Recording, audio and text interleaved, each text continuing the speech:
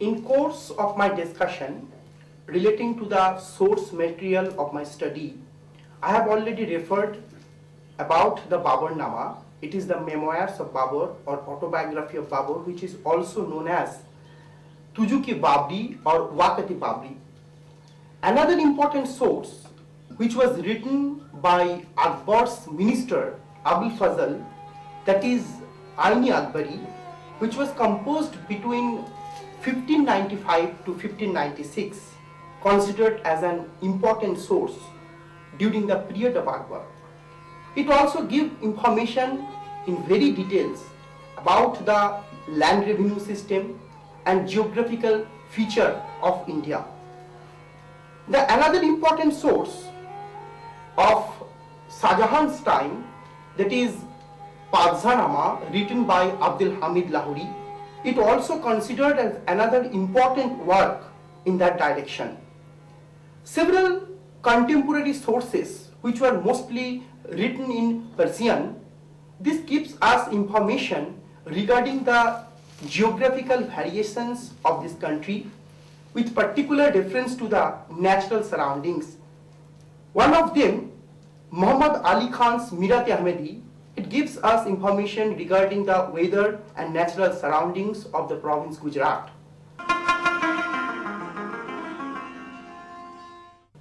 The travelers who came to India from the 17th century onwards has left different accounts which gives us several information. Bernier's account in this regard is an unique example. Bernier, who himself a physician, who traveled the different cities of India, has left a very vivid account about the nature and its surroundings of the Indian towns. It would be better to start our journey with the environmental history of the Mughal, focusing on 2 points. First, the forest resources and the preservation of forests, and through this discussion we should try to find out whether there was any deforestation was taken place, and next is the agricultural zones. Aini Akbari refers the different varieties of land, and it is well known that it was done by Todor Mal, was the land revenue minister under Akbar, and Abul Fazl recorded every detail on the basis of production of the land on the basis of regional variety, though some portions of Bengal, Thatta and Kashmir, these places have not mentioned in his account. But a huge land came under cultivation. It is accounted in Aini Akbari that during the time of Akbar, around 50 to 55% growth was taken place in the agrarian sector, which means a huge land came under cultivation. We need to study regarding the forest resources of India. Babur refers relating to the forest resources of Hindustan. In his memoir, Babur mentioned that Hindustan, that is India, was thickly forested. When he attacked India, he found each and every portion of the India was covered with forest. That's why he ordered to cut down some trees for making the ways for his army. This tradition even followed during the time of Akbar.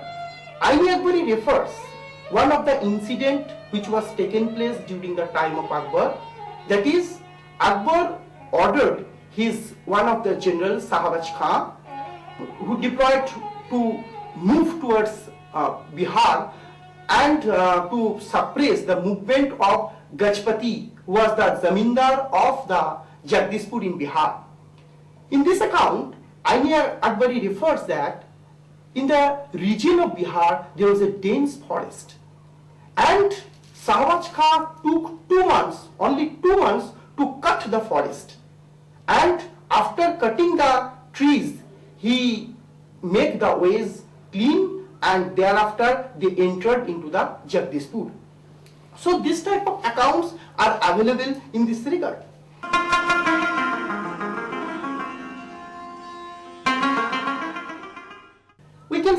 our journey from the extremist, that is from Assam. And Alamgir Nama in this concern refers the jungles of Assam and the north or extreme northeastern part of India. According to the Alamgir Nama, there was a dense forest in the both sides of the river Brahmaputra, except some portions which were usually used for the purpose of cultivation. Another important source, that is Tarikhi Mulki Assam, which also refers one of the most important forest, quote unquote jungle, that is Kajlaban, which usually famous for the wild elephants. Even it is also reported that several elephants were captured from this forest land.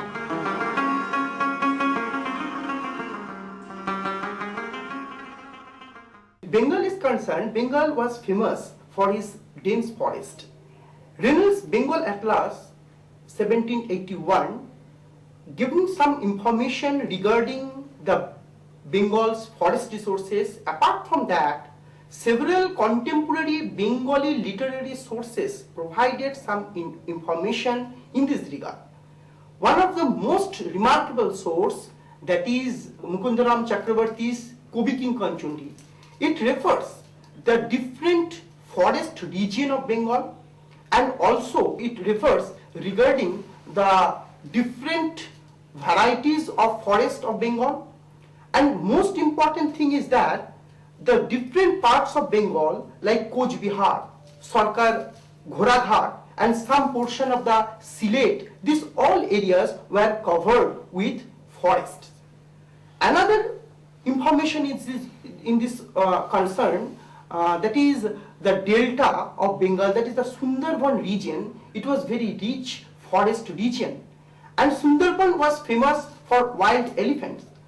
Abul Fazl informed that during the time of Akbar, several wild elephants were captured from this forest, and it may possible that this wild elephant were introduced in this forest by the local chieftains or the rajas. Here we need to study the another aspect relating to our discussion, that is who were particularly the owner of the forest land. Because we have already seen that this forest were under the state, but the state was not directly controlled over the forest, because local chieftains, rajas, jamindars, they have their control over the forest.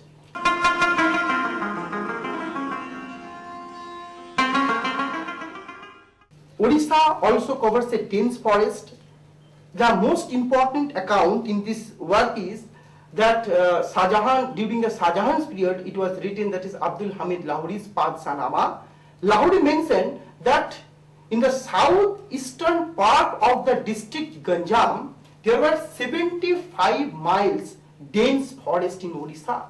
Hamilton record, which is roughly from 18th century, it is the 18th century document, gives us several information, the forest area which were among the sites of the river sites and some extent in Balasore. There was thick forest area in the Tarai or the Himalayan foot. There are some other references relating to the forest resources in Rohilkhand also. The most extensive unbroken forest within the India in the Mughal times was indeed in central India. Irfan Habib referred this forest, quote, Great Central Indian Forest, unquote. It covers the different areas, the extensive forest land stretching from Balasore between Mahanadi and Godavari, and Jharkhand between Son and the river Mahanadi. The most interesting account in this regard that the elephant was found in this forest, that means the wild elephant, as I stated earlier, and this elephant were introduced by the local rulers as like as Bengal. We need to study that the different aspects of the economic perspective of the Mughal forest. Several major products included firewood, timber, charcoal, which were used in the domestic life. Apart from that, bamboo, gamle, beeswax, wild skill, musk, these were all the forest products. The most important and the major forest product which had some commercial value, that is timber and firewood. Aini Akbari refers an account relating to the utilization of the timber in the royal kitchen of Akbar period, last half of the 16th century.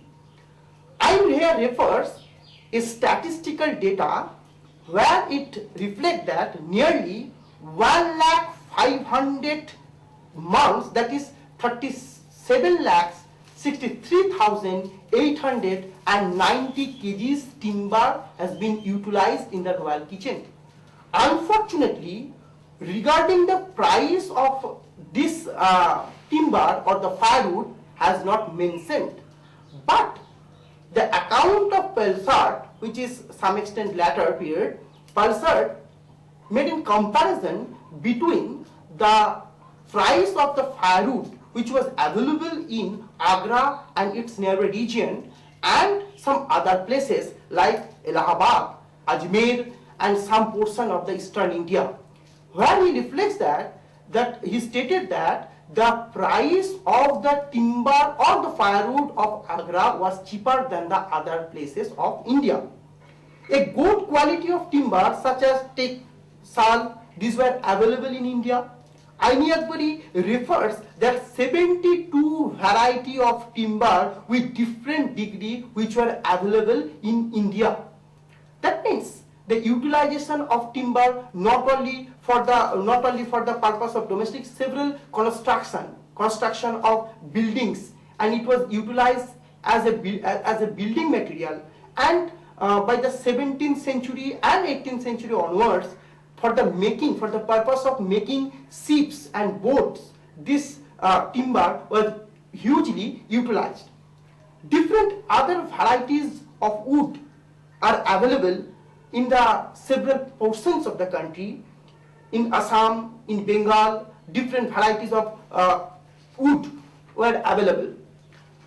There are some other things which were available in the forest, that is gumlet yielded in certain places of Bengal, and Bengal was very much famous for that. Bernier had given his account and he accounted that Bengal was very much famous even for beeswax, and it was though found in the several parts of India, but the quality of beeswax in Bengal was very much high and very much rich. In this regard, I would like to mention regarding the elephant.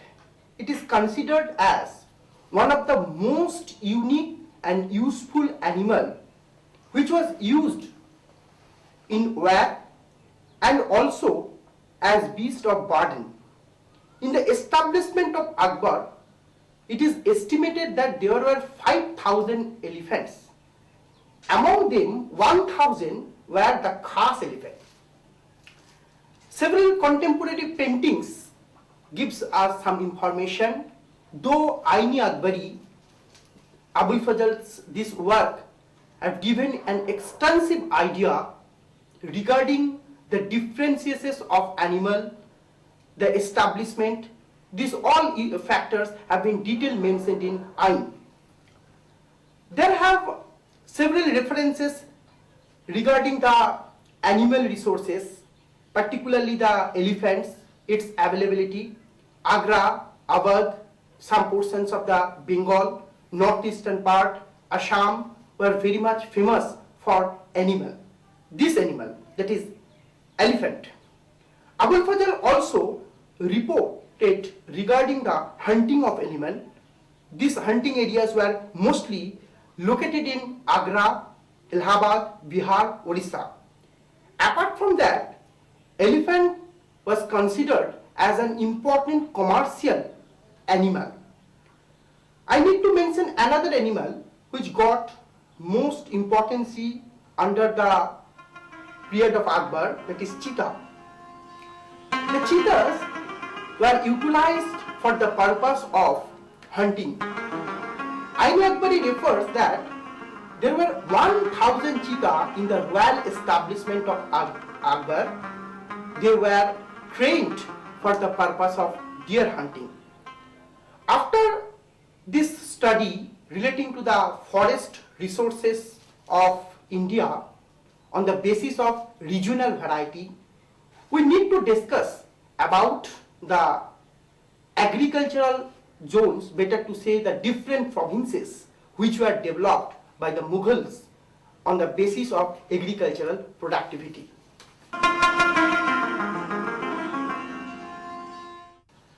The economic structure of the Mughal Empire was based on agricultural production, and it is well known and well evident factor. With the establishment of the Mughal Empire in India, the agricultural field was developed. Different varieties of crops, vegetables, fruits and flowers were cultivated in the different regions. Regarding this study, the work of Professor Irfan Habib considered as an unique effort in this regard. Another work which I need to mention, this is the work of Shirin Muzvi, The Economy of the Mughal Empire, and she has given the statistical data of the Mughal Empire on the basis of the production in the different regions. In this regard, we need to study the population of the Mughal Empire, from where we could be able to get some data regarding the increasement of the agricultural land. So far the population is concerned in the Mughal India, no census person was ever connected in the part of the Mughal Empire. The reports which we usually get from the contemporary record, that is Ain-e-Akbari, I have already mentioned regarding the Ain-e-Akbari, it is an unique record during the time of Emperor Akbar. It gives some information regarding the agricultural land and the production per bigha. On that basis, Morland had taken an attempt. W.H. Morland, according to his observation, he had taken two efforts to clarify the population or the growth of population on the basis of two of his observations. First of all, to work out the total area under cultivation at the end of the 16th century, and then to estimate on the basis of the total population of Akbar's empire. According to his observation, the gross rate of production from 16th century till 19th century or 20th century, it was some extent developed. The production rate or the rate of development was not huge. According to Morland, during that time, on the basis of contemporary document, here was that there were 100 million population in Mughal India. But he concluded this statement on the basis of Razi. Razi means area measured for revenue purposes. There have several arguments among the scholars relating to this ratio, but it is well evident that 85% of the total population in Mughal India were from the rural society. Kingsley Davis, he also mentioned an account. He accounted that in 1600, that is first of the 17th century, there were 120 million population in India, and it was almost same till after the second half of the 18th century. By 1800 to 1871, it was almost double, because this period, it is well known that this is the period of British expansion, and by the 1800, population was nearly 200 million, it is almost double. D. Bhattacharya refers 207 million, and Maurice de Maurice referred some extent little, that is 197.8 million. It is 19th century account. According to their observation, 16th century May 150 million, that is 17th century 1600, and 19th century 1800 it is 200 million, that is growth rate was 33%. So on that basis, agricultural land was developed.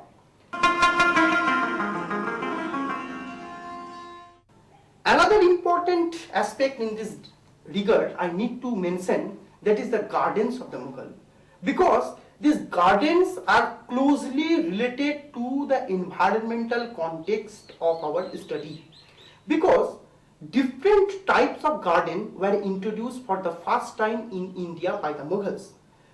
Babur introduced the Charbagh system. Though Babur's rule was not very long in India, he ruled only for 4 years. He was, most of his time, he was engaged for political consolidation of his empire. But Babur laid the first stone towards the gardening in India, that is Charbagh system was introduced, that is fourfold gardening system. And this tradition was continued by Akbar during the time of Jahangir and during the time of Shah Jahan. It got its ultimate climax. Jahangir put more concentration for making gardens in the different parts of India, in Kashmir, in Lahore. Even the gardens in Agra were also considered one of the major important aspects. The gardens have some social impact. Several contemporary Mughal paintings shows the social impact of the Mughal gardens. Several fruits and flowers were produced in India. Several flowers were also introduced in India by the Mughal as a result of their gardening.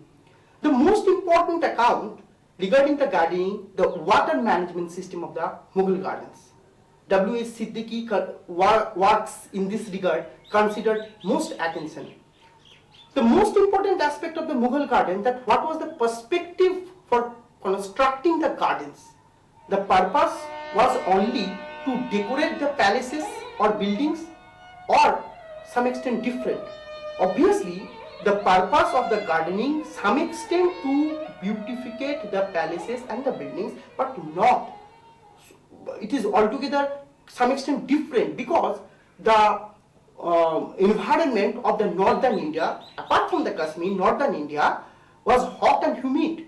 To keep the palaces cool and eco-friendly, for that purpose, the Mughal initiated to build up the several gardens inside and outside the palaces.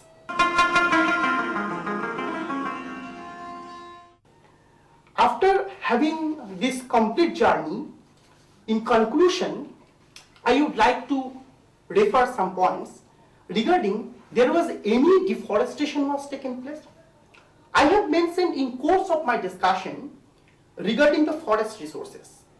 Some extent forests were cut down because due to military expedition in one hand, on the other hand due to agricultural necessity. And I have already referred regarding the growth rate of population in the entire Mughal period, which shows that there was a development was taken place in the field of agriculture. But although the environmental balance was not disturbed in Mughal India as it was disturbed with the establishment of the colonial rule, Mughal were very much nearer to the environment. They preserved the principle of Islam. According to Hadith, Islam is a religion of nature. So they maintained this idea. And after the Mughals, when by the mid of the 18th century, the colonial rule began to establish in India, and throughout the 19th centuries, what kind of forest policy were taken by the Britishers, this makes a problem towards environment, towards society. And although there was a balance between nature and empire and common man, and through this entire journey, through this entire environmental journey, we can conclude that Mughal India was enough conscious regarding the forest resources, regarding the agricultural zone, regarding the environment. It was a great history that they preserved their environment very smoothly.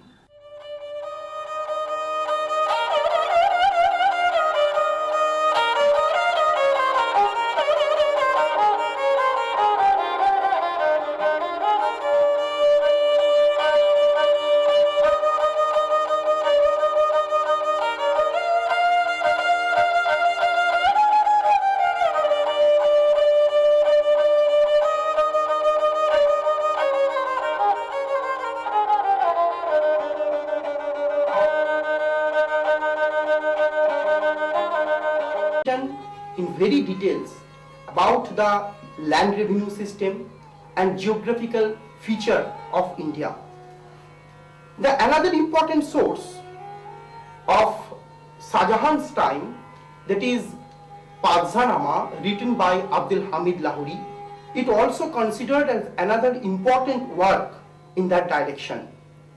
Several contemporary sources which were mostly written in Persian, this gives us information regarding the geographical variations of this country, with particular discussion relating to the source material of my study. I have already referred about the Baburnama. It is the memoirs of Babur or autobiography of Babur, which is also known as Tujuki Babri or Wakati Babri. Another important source which was written by Akbar's minister Abul Fazl, that is Aini Akbari, which was composed between 1595 to 1596, considered as an important source during the period of Akbar. It also gives informations to the natural surroundings. One of them, Muhammad Ali Khan's Mirat-e-Ahmedi, it gives us information regarding the weather and natural surroundings of the province Gujarat.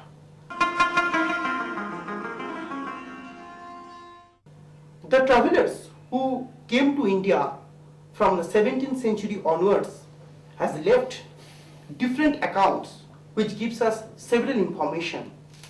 Burnier's account in this regard is an unique example. Burnier, who himself a physician, who traveled the different cities